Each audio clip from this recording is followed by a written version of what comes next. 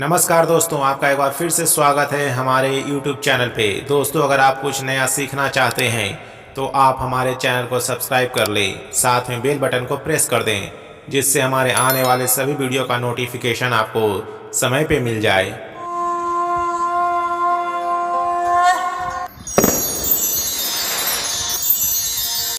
महाशिवरात्रि के पर्व पर इस पवित्र कथा को सुनने से या पढ़ने भर से व्रत का संपूर्ण लाभ मिलता है। तो आइए प्रस्तुत करते हैं इस कथा को।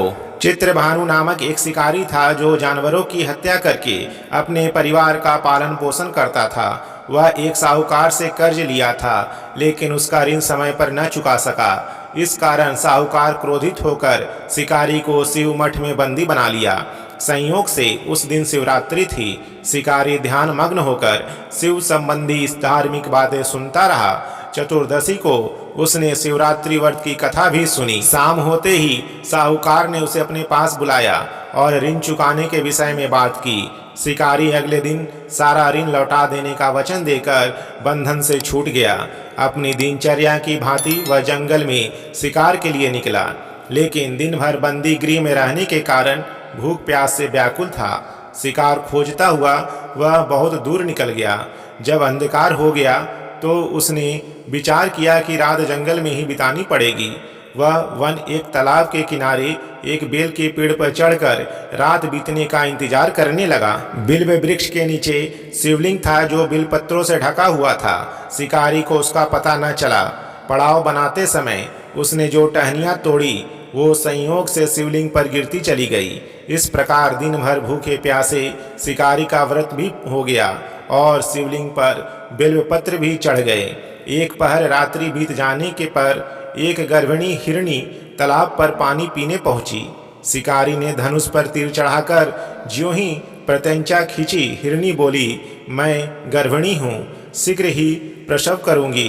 तुम एक साथ दो जीवों की हत्या करोगे, जो ठीक नहीं है। मैं बच्चे को जन्म देकर शीघ्र ही तुम्हारे समक्ष प्रस्तुत हो जाऊंगी, तब मार लेना। शिकारी ने प्रत्यंचा ढीली कर दी और हिरणी जंगली झाड़ियों में लुप्त हो गई।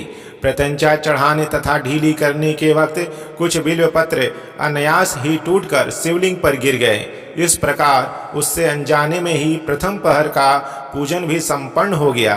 कुछ ही देर बाद एक और हिरणी उधर से निकली। शिकारी की प्रसन्नता का ठिकाना न रहा। समीप आने पर उसने धनुष पर बाण चढ़ाया। तब उसे देख हिरणी ने विनम्रता पूर्वक निवेदन किया, हे शिकारी, मैं थोड़ी देर पहले ऋतु से निर्वृत्त हुई हूँ, कामतुर बिरणी हूँ, अपने प्रिय की खोज में भटक रही हूँ। मैं अपने पति से मिलकर शीघ्र ही तुम्हारे पास आ जाऊंगी। शिकारी ने उसे भी जाने दिया। 2 बार शिकार को खोकर उसका माथा ठनका। वह चिंता में पड़ गया। रात्रि का आखिरी पहर बीत रहा था। इस बार भी धनुष से लगकर कुछ बेलपत्र शिवलिंग पर जा गिरे तथा दूसरे प्रहर की पूजन भी संपन्न हो गई। तभी एक अन्य हिरणी अपने बच्चों के साथ उधर से निकली। शिकारी के लिए यह स्वर्णिम अवसर था। उसने धनुष पर तीर चढ़ाने में देर नहीं लगाई। वह तीर छोड़ने ही वाला था कि हिरणी बोली, हे शिकारी, मैं इन बच्चों को इनके पिता के हवाले करके लौट आऊंगी, इस समय मुझे मत मारो। शिकारी हंसा और बोला, सामने आए शिकार को छोड़ दूं? मैं ऐसा मूर्ख नहीं। इससे पहले मैं 2 बार अपना शिकार खो चुका हूँ। मेरे बच्चे भूख प्यास से व्यग्र हो रहे होंगे। उत्तर में हिरणी ने फिर कहा, जैसे तुम्हें अपने बच्चों की ममता सता रही है, ठीक वैसे ही मुझे भी। हे शिकारी, मेरा विश्वास करो, मैं इन्हें इनके पिता के पास छोड़कर तुरंत लौटने की प्रतिज्ञा करती हूँ। हिरणी का दुख भरा स्वर सुनकर शिकारी को उस पर दया आ गई। उसने उस हिरण को भी जाने दिया। शिकार के अभाव में तथा भूख प्यास से व्याकुल शिकारी अनजाने में ही बेल वृक्ष पर बैठा बेल पत्र तोड़ तोड़कर नीचे फेंकता जा रहा था। सुबह होने से पहले उसके सामने एक हष्टपुष्ट मृग उसी रास्ते पर आया। शिकारी ने सोच लिया कि इसका शिकार वह अवश्य करेगा। शिकारी की तनी प्रत्यंचा देखकर मृग विनती स्वर में बोला, हे शिकारी, यदि तुमने मुझसे पूर्व आने वाले 3 मृगियों तथा छोटे छोटे बच्चों को मार डाला है, तो मुझे भी मारने में विलंब न करो, ताकि मुझे उनके वियोग में एक क्षण भी दुख न सहना पड़े। मैं उन हिरनियों का पति हूँ।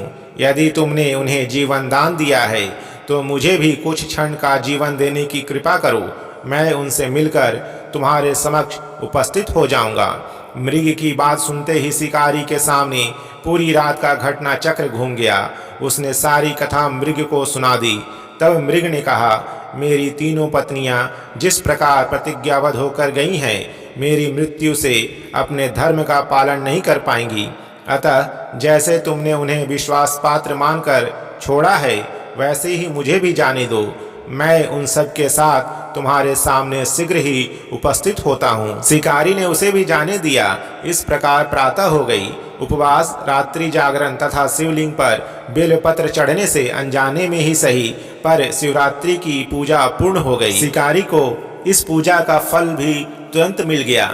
शिकारी का हिंसक हृदय निर्मल हो गया, उसमें भगवत शक्ति का वास हो गया। थोड़ी ही देर बाद वह मृग सब परिवार शिकारी के समक्ष उपस्थित हो गया ताकि वह उनका शिकार कर सके। किंतु जंगली पशुओं की ऐसी सत्यता, सात्विकता एवं सामूहिक प्रेम भावना देखकर शिकारी को बड़ी ग्लानि हुई। उसने मृग परिवार को जीवन दान दे दिया। जाने में शिवरात्रि के व्रत का पालन करने पर शिकारी को मोक्ष और शिवलोक की प्राप्ति हुई। ओम नमः शिवाय। जय।